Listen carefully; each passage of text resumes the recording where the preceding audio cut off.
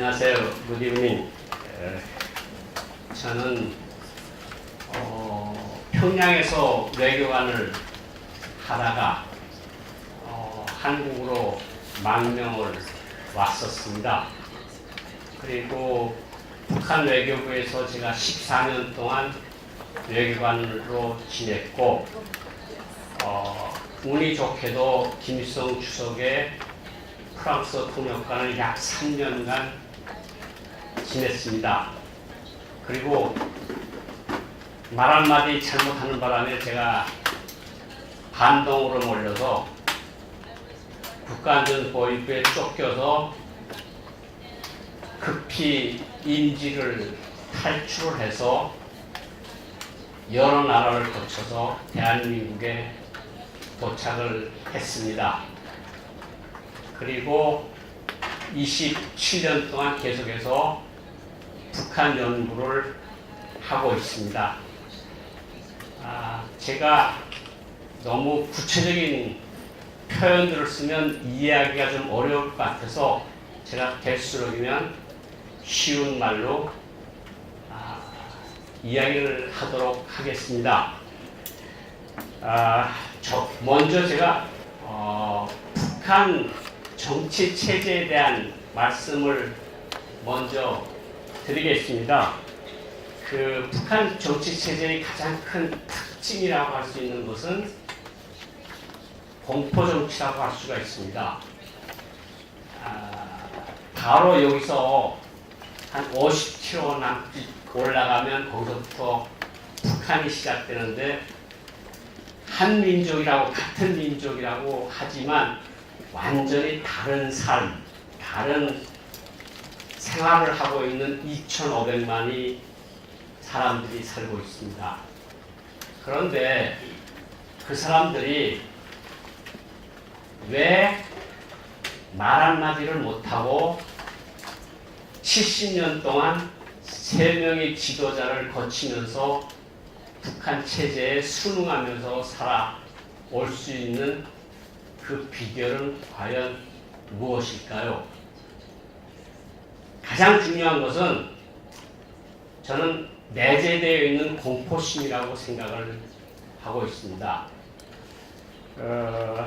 사실은 북한 후계 체제라고 하는 것이 김정일 때는 아버지 김일성과 같이 공동 통치를 하면서 후계를 완성해서 김정일이가 국방위원장이 됐었는데 김정은은 사실은 정상적인 후계 수업을 받지를 못하고 2009년 1월 달에 후계자로 지정이 돼서 2년 못 되는 시기인 2011년 12월 달에 김정일이 사망을 합니다. 그래서 2009년부터 2012년까지 저희 연구원에서랑 저희들 북한 연구자들이 분석한 데 의하면 국가안전보위부를 제일 먼저 장악을 하고 국가안전보위부에서부터 통치를 시작한 것으로 저희들이 파악을 하고 있습니다.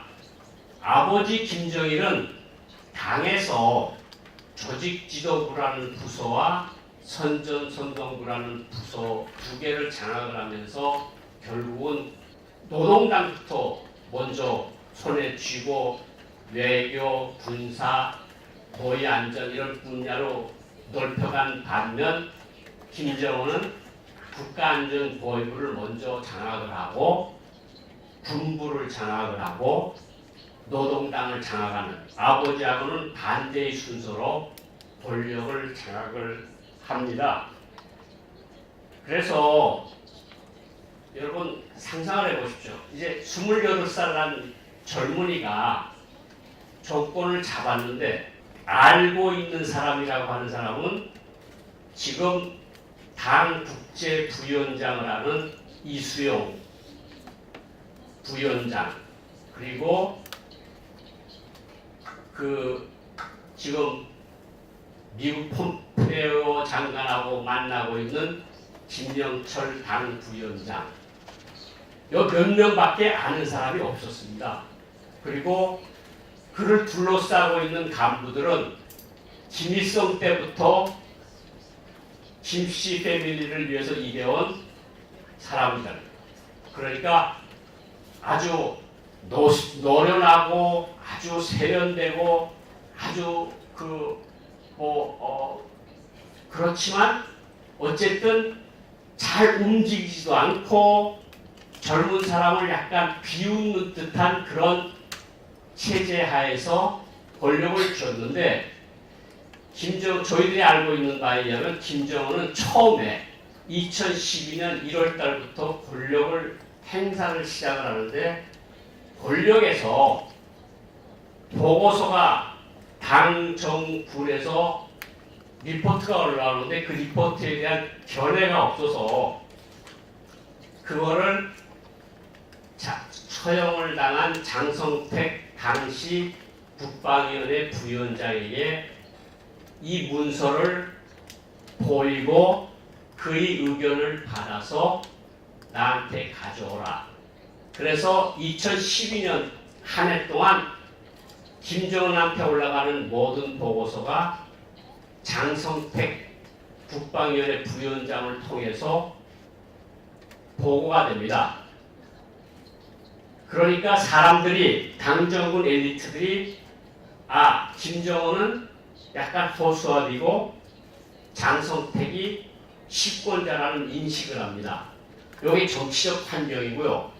경제적 환경을 보면 정말 평양에서 북한 끝인 온성까지 가는데 그때 한 500km가 안 되는 500km 조금 넘습니다. 500km 조금 넘는 그 거리를 기차로 가는데 15일씩 걸리는 그런 낙후한 경제, 그리고 국가 기반 경제는 다 허물어진 상태, 그리고 시장이 거의 70% 이상을 차지한 상태에서 권력을 이어받았습니다. 그러니까 1년 동안은 김정은이 모든 것을 참으면서 장성택이 와이프인 김경희 당시 경공업 담당 당면의 비서의 도움을 받아서 권력을 안착을 시키려고 노력을 합니다. 그러다가 2012년 말경부터 자신감이 생기기 시작을 합니다. 그래서 이제부터 보고서는 나한테 직접 가져오라. 장성택 부위원장을 거치지 말라. 이게 2013년부터 일어난 일이고 2013년 초에 장성택 부위원장이 이런 이야기를 합니다. 가족, 친척들을 모아놓고 권력에 나서지 말라. 돈벌이를 하지 말라. 우리 가족이 지금 위험하다. 그래서 정리들을 시작하는 것이 2013년도입니다. 여기 이제 정치적으로 조금 더 이따 말씀을 드리겠고, 경제적으로는 제가 김정은이가 참 영악하다고 보는 것이 무엇이 있는가 하면 2013년 초에 들어와서만 해도 북한은 한국하고 모든 분야에서 열세입니다. 경제 규모도 작고 경제도 발전된 것이 없고 클래식한 재래식 무기에서도 한국이 F-15, F-16 이지스함을 가지고 있는 한국군에 비해서 정말 2차 세계대전 이후에 생산된 것 같은 그런 무기들을 가진 나라를 가지고 있습니다. 그러니까 김정은이 생각을 한 것이 이런 것을 극복할 수 있는 방도는 무엇이냐. 결국 택한 것이 2013년 3월 31일에 핵 경제 병진 노선이라는 걸 만듭니다. 그래서 핵을 무조건 완성을 시켜야 되겠다. 여기에 모든 것을 다 봅니다. 김정은이. 그 결과가 오늘 우리가 보는 북한의 현실입니다. 저는 김정은이가 북한 입장에서 보면 아주 똑똑하고 현명한 정책을 택했다고 생각을 합니다. 핵무기라는 절대 무기를 가지면서 한국과의 전략적 군사적 균형을 무너뜨리는 데 성공을 합니다. 굉장히 똑똑한 선택을 합니다. 이것이 경제적인 측면에서 일어나는 일이고요. 내부를 장악해야 되는데 김정은이가 복원되는 정말 여기다 훈장을 이만큼씩 달고 벤츠 좋은 차 타고 다니고 2층짜리 좋은 집에서 사는 사람들이 가는 데마다 있습니다. 나이가 50대인 사람, 60대인 사람, 70대인 사람, 지역 90대인 사람까지도 주원이 있는데 말도 잘 안 듣고 이것을 어떻게 극복을 할 것이냐. 그 희생자가 바로 장성택입니다. 장성택이라고 하는 김일성의 딸이 남편을 그 장성택이라는 사람을 잡지 않고서는 내가 권력을 쥐기가 힘들겠다는 판단을 합니다. 그래서 2013년 4월경부터 장성택이 비리를 캐기 시작을 하고 비리를 모으기 시작을 하고 그래서 2013년 8월 9월 달에 평양에서 무슨 사건이 터지는가 하면 장성택이 국방위원회 부위원장을 하면서 당 중앙위원회 행정부장이라고 하는 직책은 북한의 보위성, 우리 말하면 국정원입니다. 그리고 보안성, 우리 말하면 경찰입니다. 최고재판소, 중앙검찰서, 이 4대 권력기관을 정책적으로 지도하는 부서가 당 행정부입니다. 그 행정부의 수장 자리에 있었는데 그 행정부의 장성택 부장의 오른팔이 바로 이경하라고 하는 당 행정부 제1부부장, 그의 왼팔이라고 하는 장수길 부부장을 김정은이 총살을 합니다. 2013년 8, 9월 달에 일어난 사실입니다. 그때 사람들이 장성택이가 끝난 것 같다. 이런 느낌들을 가지기 시작을 합니다. 그런데 이용화라는 사람하고 장수길이라는 사람을 총살을 하는 자리에 장성택을 참여를 시킵니다. 그런데 장성택이가 2인자인 사람이 자기 승용차를 타고 벤츠를 타고 다니던 사람이 버스에서 내리는 걸 보고 사람들이 장성택 시대는 이제 간 것 같다.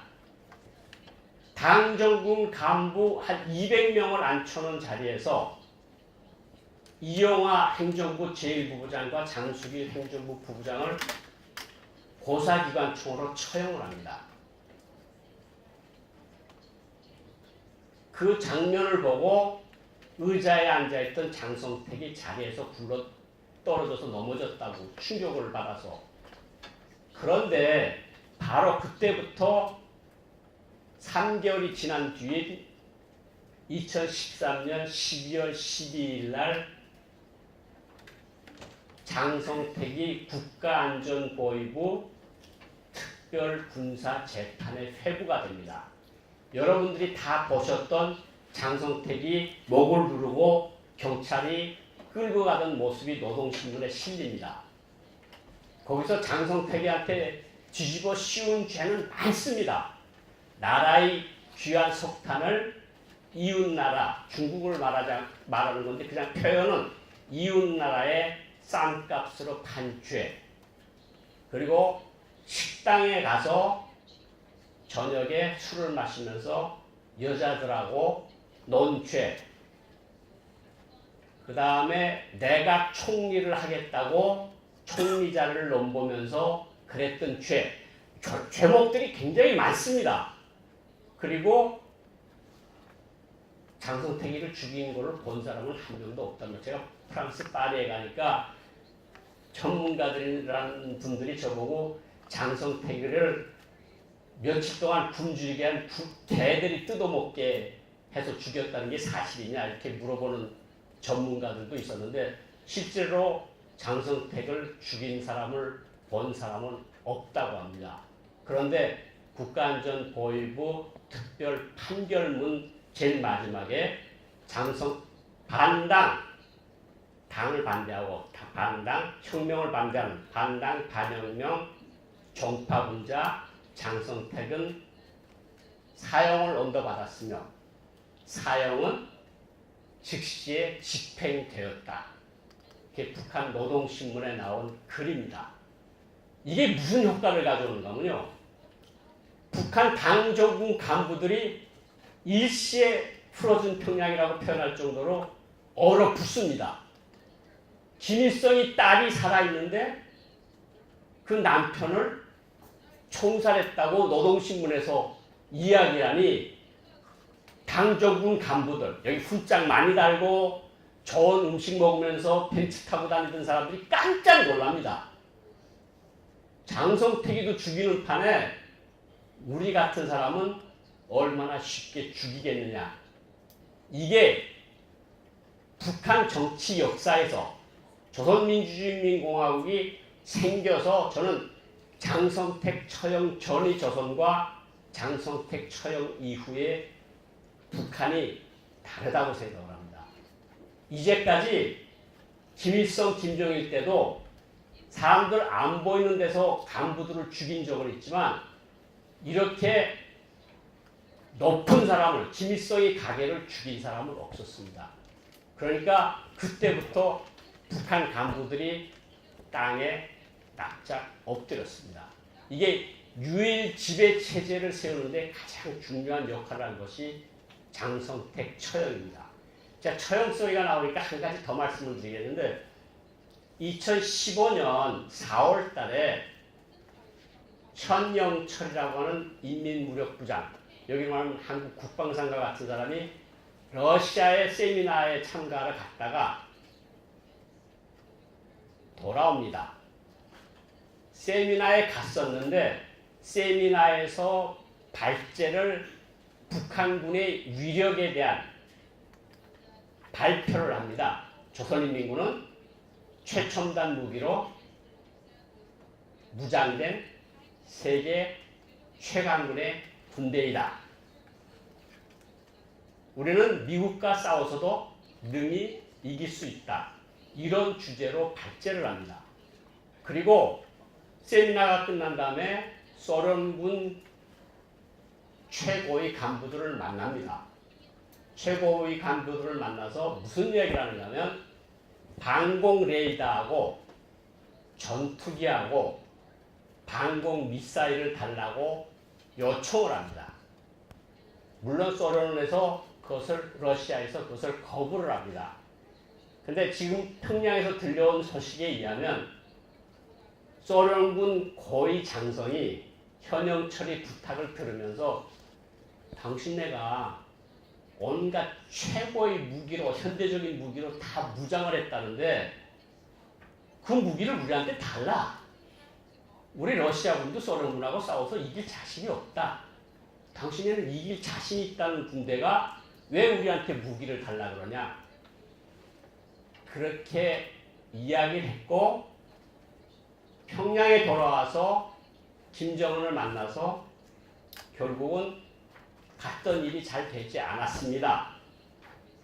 모스크바에 갔던 일이 잘 안 됐습니다. 가서 뭐라고 왔느냐. 질책을 받고 집에 들어왔는데 저녁에 퇴근을 해서 들어왔는데 와이프가 식사를 차려줬을 거 아닙니까? 식사 자리에서 당신 얼굴이 많이 힘들어 보인다. 딱 한마디 했다고 합니다. 젊은 지도자 모시고 일하기가 너무 힘들다. 그 말이 도청에 걸려서 조선인민군 보위사령부에서 도청 테이프를 잡아가지고 김정은한테 보고를 했다고 합니다. 그래서 김정은이 화가 나서 그 사람에 대한 일체 조사를 지시하는 그 와중에 조선인민군 훈련 일꾼대, 군대가 훈련하지 않습니까? 훈련을 한 그 장교들을 위한 대회에 4월 27일, 28일 날 진행이 되는데 그 대회에서 김정은이 연설을 합니다. 최고사령관으로서. 근데 여기 한국신문에도 다 나왔습니다. 텔레비전에도 나왔는데 현영철 인민무력부장이 앉아서 줍니다. 그게 텔레비전에 비칩니다. 그러니까 저희들이 연구원에서 북한 텔레비전을 보면서 아, 저 사람 위험하다. 왜냐? 장성택이를 죽일 때 죄목 중에 한 가지 죄목이 뭐냐면 최고 지도자를 모신 회의장에서 장성택이 박수를 건성건성 원래 이렇게 박수를 쳐야 되는데 장성택이 박수를 이렇게 칩니다. 그거 보면서 저희들이 그랬거든요. 연구원에서 저거 저렇게 건방지다가 저 사람 죽겠는데 그런데 죽었거든요. 그런데 현영철이 앉아서 조는 걸 보고 아, 저 사람 위험하다. 근데 그 다음날 바로 총살이 됐습니다. 4월 29일 날 강건 군관학교라고 해서 이제 한국의 태릉에 있는 육군 사관학교 같은 연병장에 북한군 장성 수백 명을 앉혀놓고 그 자리에서 현영철을 고사기관총으로 쏴서 죽입니다. 그러니까 이제 군대가 납작 엎드립니다. 야, 이게 보통 사람이 아니구나.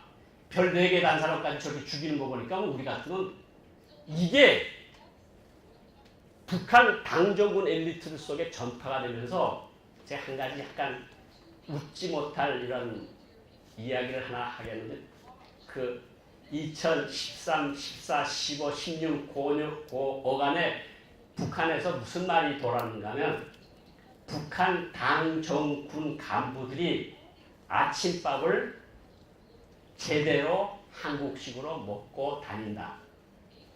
그전에는 당정군 간부들이 아침에 달걀 한 알, 우유 한 컵, 카스테라 빵 한 조각 먹고 출근하랬는데 어느 순간부터 와이프들이 4시에 일어나서 새밥을 짓고 된장국을 끓이고 나물을 무치고 생선을 구워서 남편한테 먹입니다. 그리고 남편이 나갈 때 셔츠를 주고 넥타이를 매주고 양복 자켓을 주면서 여보 오늘 잘하고 들어와. 이게 무슨 의미인지 아십니까? 이게 마지막 식사가 될 수 있다고 부인들이 생각을 하기 시작을 한 겁니다. 왜냐하면 저희들 연구원에서 작년도에 종합한 데 의하면 김정은 집권해서 지난해 말 정도까지 적어도 중앙부처 국장 이상급 간부가 거의 340명이 총살되거나 수용소로 간 것으로 저희들이 집계를 해본 적이 있습니다. 그러니까 북한에서 유일적 지배체제는 확고하게 들어선 거다. 이게 가장 중요한 게 공포심이다. 대신에 북한 김정은이가 뭐는 좀 잘하는가 하면 인민들에 대한 사랑 표시를 참 많이 합니다. 이게 아버지, 할아버지하고 좀 다른 측면인데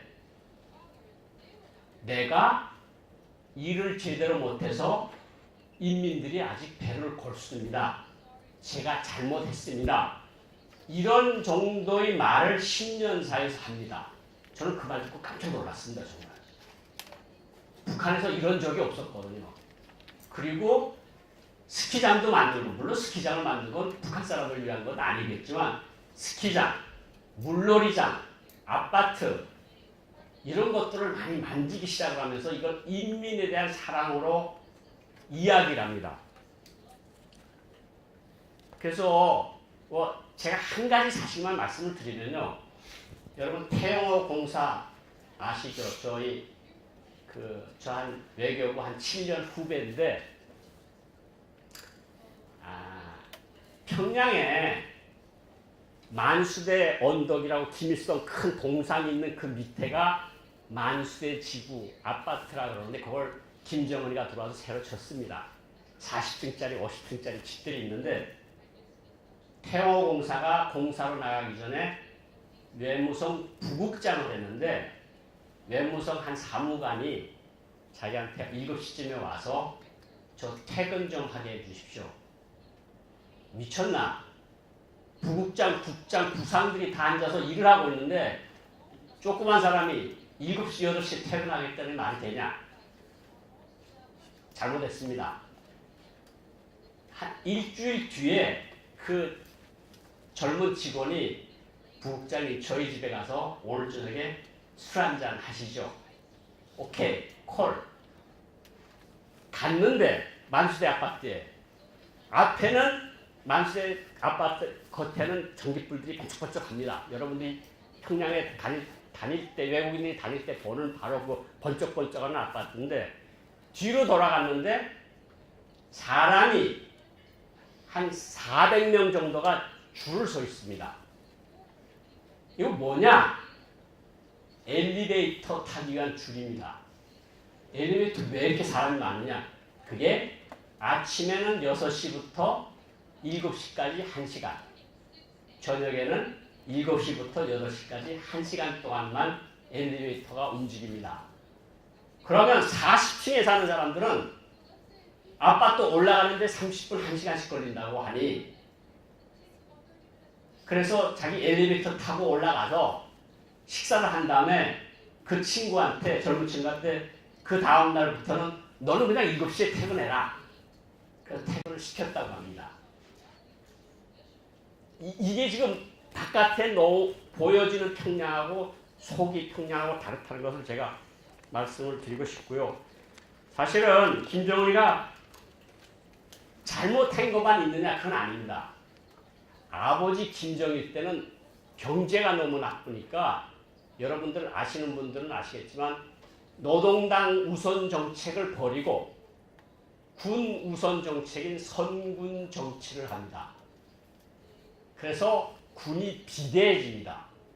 그리고 군이 모든 꼭대기에 올라가섭니다. 이게 사실은 정상적인 사회주의 나라가 아니었다고 할 수가 있는데 김정은이가 올라서서는 노동당 기구들을 정상화하고 있습니다. 그리고 형식적이나마 당 대회를 열고 당 전원회의를 하고 당 대표자회를 하고 중요 결정을 당 정치국에서 하는 모양을 취합니다. 김정일 때는 이런 모습이 전혀 없었습니다. 김정일은 제가 직접 들은 것도 어떤 이야기를 했는가면 왜 쓸데없이 사람들을 모아놓고 형식적인 대회를 하느냐. 그 대회 안에도 잘 굴러가고 있는 거 아니냐. 그래서 김정일 시대에는 북한에서 당대회가 한 번도 열리지 않았습니다. 그런데 김정은 시대에 들어와서 군대의 권력을 낮추고 당 기구를 정상화함으로써 약간 사회주의 기본으로 돌아가는 모양새는 취하고 있다고 볼 수가 있을 것 같습니다. 질문사항이 있으면 이따가 다시 말씀을 드리겠습니다. 그러면 김정은 체제하에서 지난 6년 동안 평양에서 아니면 북한에서 무슨 변화가 일어나느냐. 제일 먼저 제가 말씀드리고 싶은 것이 주민들의 동향을 제가 말씀드리겠습니다. 제일 먼저 중요한 것은 권력계층, 당정군 엘리트들이 어떻게 생각이 바뀌었느냐. 아까도 제가 말씀을 드렸지만 가장 중요한 것은 당정군 엘리트들이 무서워하고 있다는 겁니다. 그래도 김일성 때, 김정일 때는 잘못하면 탄광이나 광산이나 협동농장에 보내서 1, 2년 동안 일시키고 반성을 하면 다시 제자리에 올려놨는데 김정은 들어서서 몇 년 동안 그냥 사람들을 죽였거든요. 그러니까 충격이 굉장히 큰 거죠. 당중앙위원회 부부장, 부장, 국방위원회 부위원장, 인민군 대장 이런 사람들을 총살하는 거 보면서 아 이게 정말로 무서운 사람이 정말로 나타났다. 이게 이제 가장 중요한 것 같고요. 북한에서 이 김정은 통치 수레의 가장 중요한 것 중에 하나가 인사 사업인데 아주 자기가 용서 못하겠다는 사람은 처형을 하고 이거 좀 건방지다고 느끼는 사람은 어떻게 하는가 하면 직위는 그대로 둡니다. 예를 들어서 최부일 인민보안상 여기로 하면 한국경찰청장인데 별이 4개입니다. 근데 어떤 실수를 합니다. 그 사람한테 무슨 일을 하겠습니까? 별 3개를 뺐습니다. 별 하나입니다. 그런데 그 밑에 있는 차관들은 별이 3개입니다. 그러니까 얼마나 창피하겠습니까, 이 사람이. 별 하나짜리가 별 3개, 4개짜리 사람들 모아놓고 회의를 하자니까 이게 김정은식 롤러코스터 인사 사업입니다. 그러니까 지금 황병서라고 여러분들 이야기를 많이 들었겠는데 황병서가 김정은 정권의 창업 공신입니다. 그 사람이 당중앙위원회 조직부 부부장이라는 직책을 하다가 김정은 시대 들어오면서 조선인민군 총정치국장 북한군에서 넘버1입니다. 그리고 북한 내부 권력 서열로 넘버2입니다. 이 사람이 작년도에 지난해 10월 달에 당 조직지도부라는 부서의 감사를 받고 많은 사람들이 당등을 당하거나 수용소에 가는데 이 사람은 북한군 차수라 그래서 여기 큰 별 하나가 달렸던 사람인데 몇 등급을 똘푼가 하면 차수 밑에 대장, 상장, 중장, 소장, 대령 6등급을 낮춰서 콜로넬을 만듭니다. 그래가지고 오늘 한 부대에 보냅니다. 이 사람을. 그러니까 어느 날 군 넘버1에서 연대장급으로 떨어져가지고 몇 달 동안 군에서 복무하다가 김일성 고급단학교라는 데 가서 사상교육을 받고 다시 당중앙위원회 조직부 부부장으로 복귀를 합니다. 이런 식의 인사사업을 하니까 사람들이 겁을 먹지 않으려 먹지 않을 수가 없습니다. 다 겁을 먹었다. 그런데 솔직히 말씀드려서 이 사람들이 속으로까지 충성을 하겠느냐 그거는 여러분들의 판단에 맡기고 싶습니다. 일반 주민들은 어떠냐? 일반 주민들은 사실은 아시는 분들이 있는지 모르겠는데 1995년부터 99년까지가 북한에서 고난의 행군이라고 하는 그 시기입니다. 4년 동안에. 황장엽 전 노동당 비서의 말에 의하면 그때에 300만 명이 굶어 죽었다. 저희들한테 직접 이야기해 주었습니다. 그때 북한 사람들이 생각이 바뀝니다. 우리 집의 가장은 위대한 수령님, 우리 집의 어머니는 위대한 조선노동당. 이것이 95년도까지 생각이었습니다. 근데 사람들이 굶어 죽고 국가나 당이 이 사람들을 방치를 하게 되면서 이제는 우리가 혼자서 먹고 살아야 된다. 이런 의식이 생기면서 결국은 북한 주민들은 고난의 행군 전 주민들하고 고난의 행군 후 주민들하고 다릅니다. 북한 사람들은 일부 사람들 탈북민들 계속해서 들어오고 있는데 가장 기본적으로 말을 하고 있는 게 당과 수령에 대한 충실성보다는 먹고 사는 것이 더 중요하다.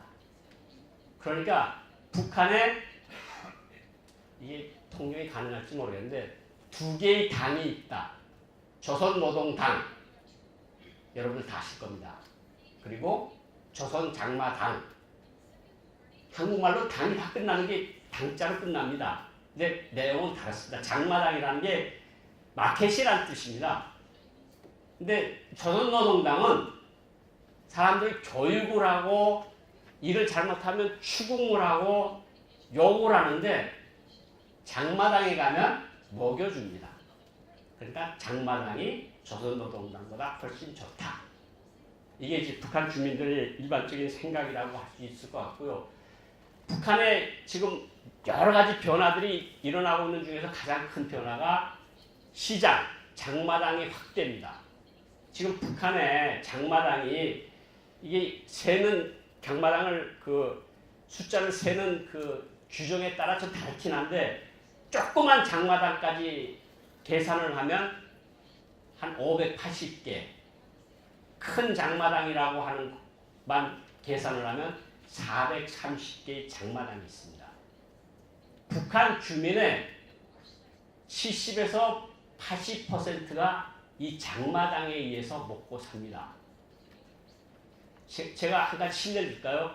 대학을 졸업하고 의대를 졸업하고 의사가 된 사람한테 한 달 월급이 북한 돈 3,000원입니다.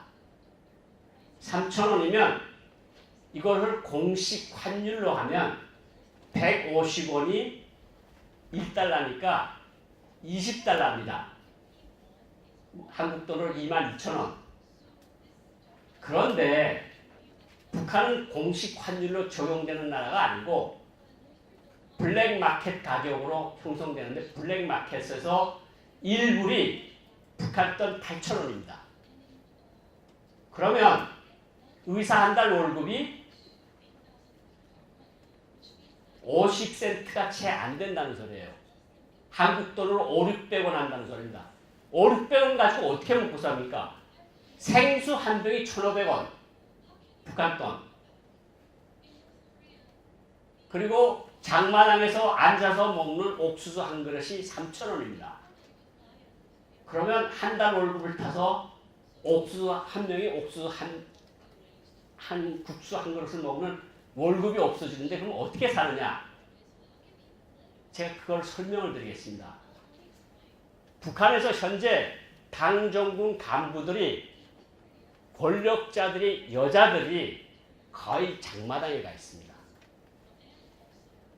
그러니까 공식적으로 매장이 차려지고 세금을 받는 데서 일하는 여자들은 대체로 권력자의 집안인 경우가 많습니다. 그런데 난전이라고 그러죠. 노점상을 하는 사람들은 정말 서민들이고 그 안에서 국가에 세금을 내면서 일을 하는 사람들은 다 권력과 밀접한 연관이 있는 집의 여자들이 장사를 합니다. 그래서 장사를 해서 한 달에 버는 돈이 북한 돈 50만 원에서 100만 원 정도를 번다고 합니다.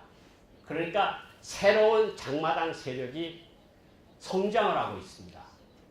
이 사람들이 바베큐를 먹고 맥주를 먹고 소고기 구워 먹고 하는 사람들이 바로 이런 사람들입니다. 그러니까 제가 예를 들어서 공장에 낮에 나가서 일하는 것은 사회주의를 한다고 그러고 제가 구두를 만드는 재간이 있습니다. 기술자입니다. 공장에서 원료, 자재가 없어서 하루에 구두 한 켤레를 만들지 못합니다. 근데 이 사람이 집에 가서 하룻밤에 구두 한 켤레씩 만들어 팝니다. 그걸 어떻게 파느냐? 그 기계가. 그 기계를 돈을 구워서 기계를 집에다 하나 장만해 놓고 다달이 할부로 그걸 물어가면서 구두를 만들어 파는데 국가에서 만든 구두보다 훨씬 그 질이 좋습니다. 구두를 한 켤레만 만들어 팔면 그 집 한 달 생활이 진행이 됩니다. 그러니까 낮에는 사회주의를 하고 밤에는 그 사람 북한 사람들 표현대로 하면 자본주의를 합니다. 이게 이제 북한에서 일어나고 있는 현상이라고 할 수가 있을 것 같고요. 이것 때문에 북한 경제가 플러스 성장을 하고 있습니다. 장마당을 빼면요 마이너스 성장입니다. 그리고 한류라고 하는 것을 제가 말씀을 드리겠는데 그 한국 K-팝이라고 하는 게 평양에 어떻게 들어가는가 하면 북한 텔레비전을 보면 저희들 사무실에 북한 텔레비전이 있는데 한 10초 보면 보고 싶지가 않습니다. 1년 360일 똑같은 소리입니다. 모든 것이 잘 되고 있고 다 잘 될 거고 수령은 위대하고 당은 어머니 같고 이런저런 계속 하니까 그냥 똑같은 소리다. 그런데 중국에 있는 조선족, 북한 국적을 가지고 있건 한국 국적을 가지고 있고 조선족들이 어느 순간부터 뭘 깨닫는가 하면 북한 사람들이 한국 드라마나 한국 뮤직비디오나 한국 영화에 관심을 많이 가지는구나. 그래가지고 케이블 TV를 통해서 들어오는 한국 드라마를 그날 저녁에 복사를 합니다. 그래서 처음에는 DVD를 팝니다. DVD. 한국 드라마 DVD. 오늘 뭐 별그대 어쨌든 어떤 한국 드라마를 하나 하면 46회, 그 다음 날에는 46회가 평양에 들어갑니다.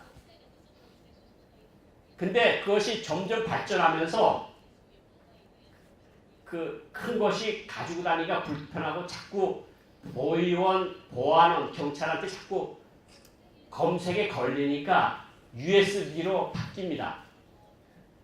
그랬다가 지금은 SD 카드로 바뀝니다. 요만합니다.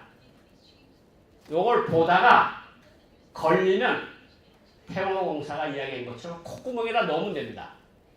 아니면 입에다가 넣고 삼키면 끝입니다.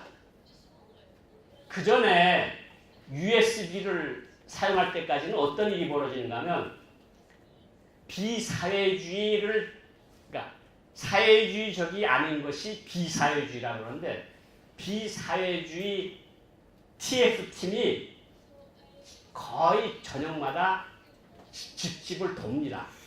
어떤 집을 도는가 하면 북한 텔레비전은 10시 반이면 끝이 납니다. 왜냐하면 전기 사정도 안 좋아서 지금도 북한 텔레비전은 오후 3시에 시작해서 저녁 10시 반이면 텔레비전이 끝납니다.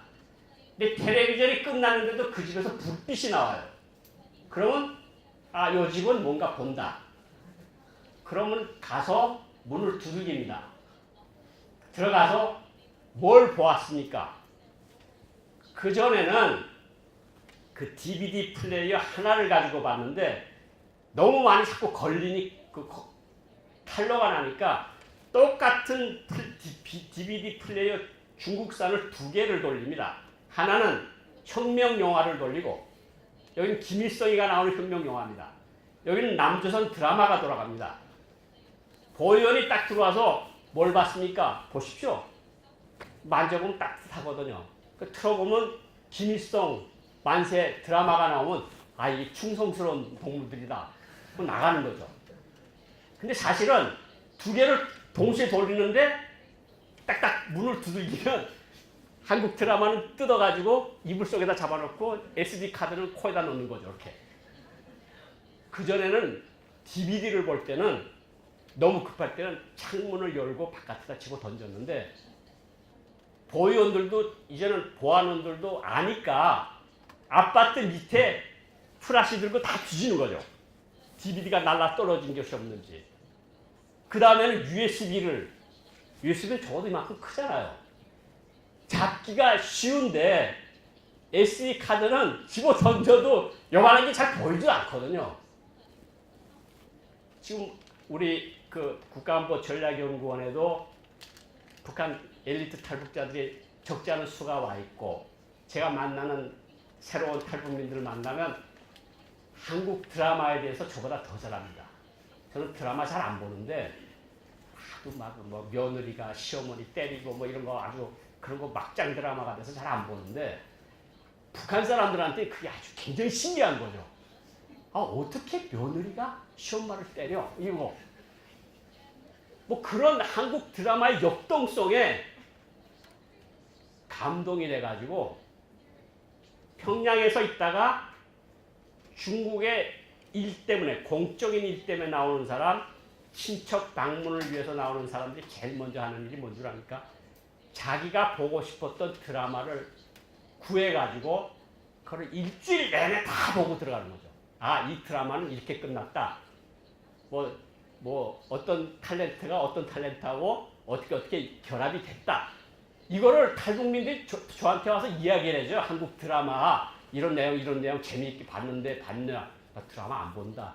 아, 그 재미난 걸 왜 안 보냐? 한류가 집집마다 퍼져가고 있다. 그리고 이게 국경 지역에서 점차적으로 들어가서 평양까지도 한국 드라마가 들어가 있다. 그래서 북한 사람들이 선전 당국이 이런 거짓말을 못합니다. 남조선 사람들이 거지고 남조선 대학생들이 학비를 마련하기 위해서 자기 피를 팔아서 학비를 마련한다는 소리, 그리고 중학생들이 미군 구두를 닦고 그 돈으로 우유를 사 먹는다는 그런 거짓말 못합니다. 왜냐하면 북한 많은 사람들이 DVD를 통해서 드라마, 영화를 통해서 보거든요. 북한 사람들이 가장 드라마 같은 데서 보는 게 뭔 줄 압니까? 첫째, 대화 주제가 뭐냐. 북한 사람들이 알건대는 한국 사람들은 전쟁 미치광이가 돼서 그냥 항상 전쟁에 대해서만, 북한을 어떻게 하면 공격할까, 북한을 어떻게 하면 먹을까, 북한 땅을 어떻게 하면 뺏을까, 이런 게 밥상머리 주제인 줄 알았는데 아니거든요. 아이 뭐 공부 제대로 안 한다느니, 어느 대학을 안 가고 너는 왜 그러냐는 둥, 왜 공부는 안 하고 그 모양, 우리하고 같네. 첫째. 둘째, 먹는 음식상. 처음에는 그랬다 그래요. 고난의 행군 이후에. 아, 저거는 드라마고 영화니까 음식상을 차렸을 거야, 저렇게. 근데 나오는 드라마마다 그러니까, 아, 저게 평상시에 저렇게 먹는구나. 라면 있죠, 라면. 라면이 제가 북한에 있을 때만 해도 일본 라면은 특별 식사입니다. 특식이라고 그러는데 명절날에 먹는 음식입니다. 지금도 적지 않은 사람들이 중국 라면을 명절날에 먹습니다. 북한 사람들이. 근데 한국 드라마 보니까 한 끼 때우는 거거든요. 아무것도 없어? 그냥 라면이나 먹지. 자기는 특별한 음식으로 먹는 라면을 그냥 한 끼 때우는 음식으로 먹는다. 이게 충격인 거죠. 북한 사람들한테. 이게 한국 사람들한테 많이 들어가 있다. 한류가. 셋째 변화가 뭐냐면 핸드폰이 지금은 한 500만 대 되리라고 생각하는데 작년도 말까지 한 430만 대의 휴대폰이 평양에 있습니다. 휴대폰이 인터넷이 연결되는 휴대폰은 절대 아닙니다.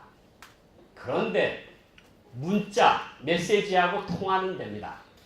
통화하는데 김일성, 김정은 욕을 안 하고 북한 체제 욕을 안 하면 됩니다. 거기에 해산에서 오늘 1불에 얼마야? 8,200원입니다. 신의준 얼마인데? 8,100원입니다. 이게 그전에는 다 사람이 갔다 와야 확인이 됐는데 이제 북한 방방곡곡에서 정보가 유통이 된다는 거예요. 제가 한 가지 신을 더 들까요? 카카오톡 있죠? 여기 카카오톡 한국에 보신 분들은 카카오톡 아시는데 카카오톡에 막 씁니다. 카카오톡을 다운받아서 그걸 하고 어딜 가면 되는가 하면요. 와이파이가 되는 지역이 있습니다. 그게 대사관 구역. 그러니까 소련 대사관, 러시아 대사관, 중국 대사관, 평양시 문수동에 있는 여러 외국인 대사관 단지가 있습니다. 그래서 지나가면 메시지가 쭉쭉쭉 가거든요. 그럼 한국에까지 메시지가 오는 경우가 있어요. 평양에서 보낸 카카오톡이 서울에 온다고. 그러니까 거기 쓱 지나가면서 다 무음으로 해놓고 끝난 다음에 와서 보면 다 와 있는 거죠. 그래서 지금 또 그게 퍼져서 또 어떻게 보위원들이 막는지는 모르겠는데 한때는 그 정도로 평양하고 서울까지 메시지가 오갈 정도다. 근데 기본적으로 메시지는 잡히면 죽는 거지만 또 가장 중요한 건 뭐 김정은이 뭐 병에 걸렸다 이런 소리 하면 그 3대를 쫓아서 죽이겠지만 뭐 지금 내한테 돈이 좀 필요하니 3,000달러만 보내줘 같은 거는 뭐 잡혀도 한 6개월 동안 가서 고된 노동만 하면 또 풀어주거든요.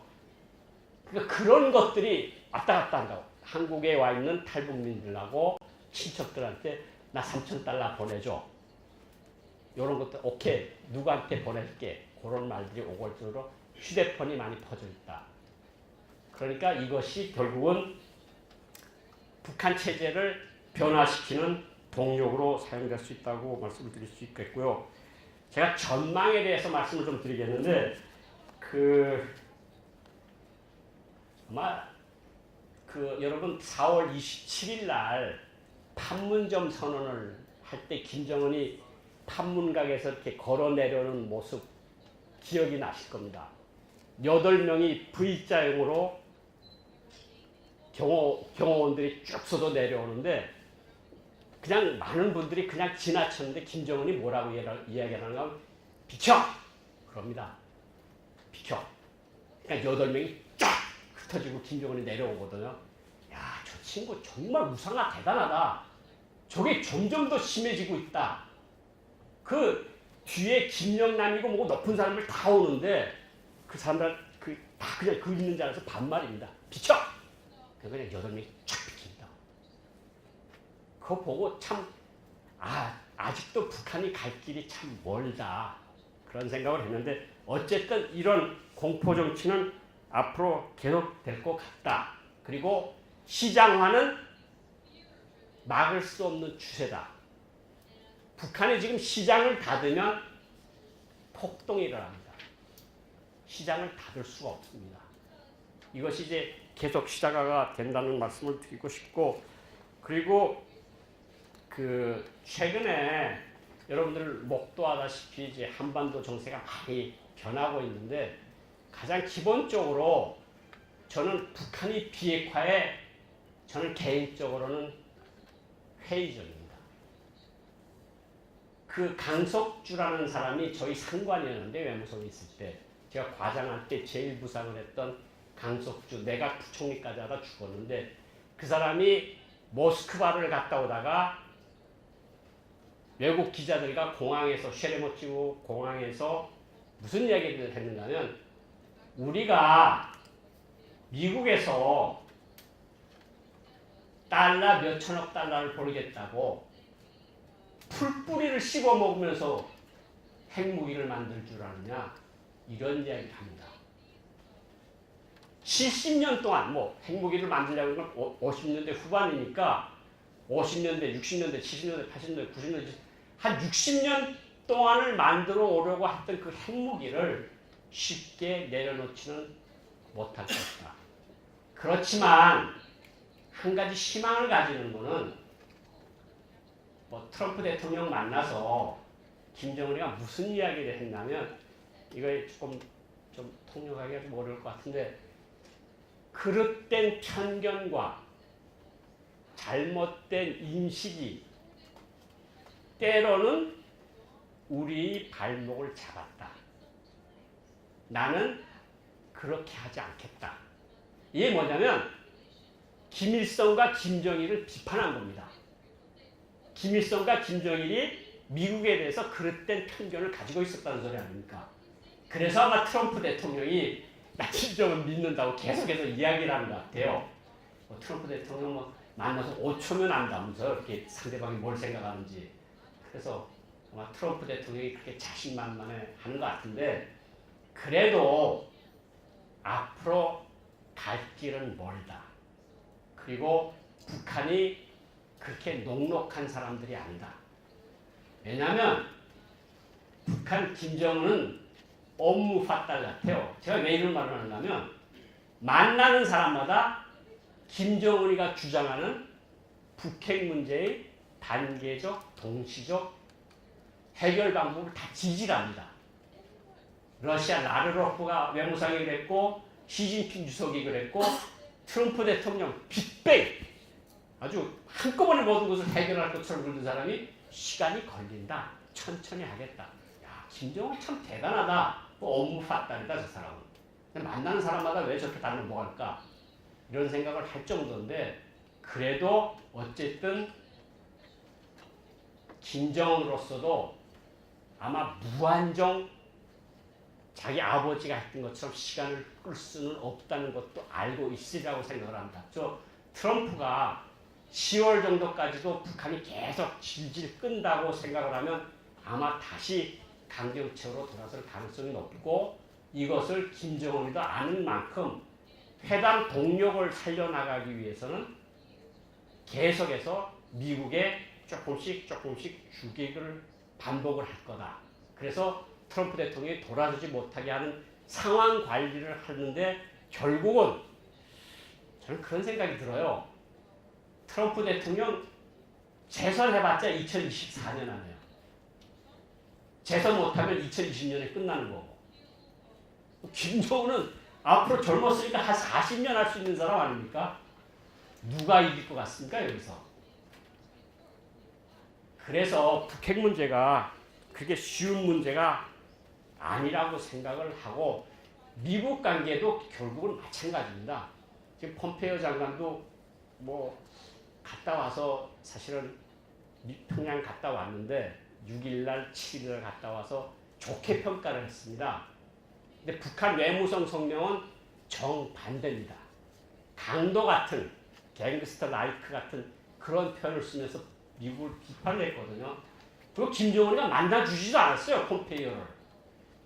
처음에 3월 달에 갔을 때 5월 달에 갔을 때 그렇게 정성을 들여서 폼페이오를 대접을 했는데 오늘 북한 노동신문에 뭘 나온 줄 압니까? 김정은이가 폼페이오에 와 있을 때 저기 양강도라고 하는 북중 국경 감자밭에 가서 앉아 있었어요. 폼페이오가 그러지 않겠어? 내가 북한 감자보다 못한 거냐? 근데 김정은 얼굴에 자신만만합니다. 미국 대해보니까 별거 아닌 것 같거든요. 그 트럼프도 계속 자기한테 계속해서 좋은 말만 하고 폼페이오도 좋은 말만 하고 그런데 이런 상황이 언제까지 갈까? 제가 미국에 있는 친구들하고 계속해서 연계를 맺으면서 이메일을 주고받는데 미국에 있는 전문가들 대다수가 회의적입니다. 북한 비핵화에 대해서. 그렇지만 어쨌든 지금은 기다려보는 거죠. 어쨌든 진실의 순간은 언젠간 다가올 거고 결국은 북한이 계속 저 식으로 갈 건지 아니면 전략적 결단을 해서 정말 핵을 깨끗이 포기하고 싱가포르식이든 베트남식이든 중국식이든 개혁개방을 할지는 아직은 예단하기가 힘들고 그것을 결론을 내리는데 3개월이면 충분하다. 이제 7, 8, 9, 10월까지 4개월 정도만 있어 보면 김정은이 무엇을 원하고 있는지 알 수가 있을 것이다. 그런데 그 가능성이 있는데도 대화를 안 하는 것처럼 바보스러운 짓은 없는 거죠. 대화는 계속해서 하는 것으로 하고 그 사람이 하는 말을 믿어야 합니다. 일단. 근데 옛날에 그런 말이 있잖아요. 믿되 검증하라. 검증의 시간이 왔을 때 북한의 진실성이 나올 거라고 생각을 합니다. 제가 1시간 동안 이야기를 했으니까 질의응답 질문이 있으시면 제가 감사합니다.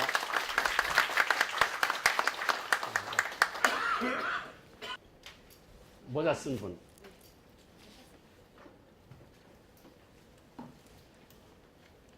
Good evening, everybody. First of all, I will introduce myself. My name is Mohammed. I'm from Algeria, and I'm a student in Songhua University. I want to give special thanks for Korea Foundation for this interesting conference and workshop, and also thank you, Professor, for your contribution to help us to understand what's going on in North Korea.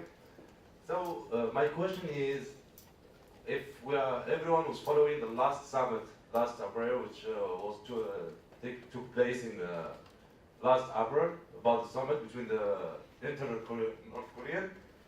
Do you think is it too how to say that? Are the South Korea and North Korea ready for unification, or we are talking just about denuclearization? What do you think about this prospect? Thank you, Professor. 저 알제르 알제리 갔댔고 알제에 가서 제가 한 3번을 알제에 갔었는데 반갑습니다.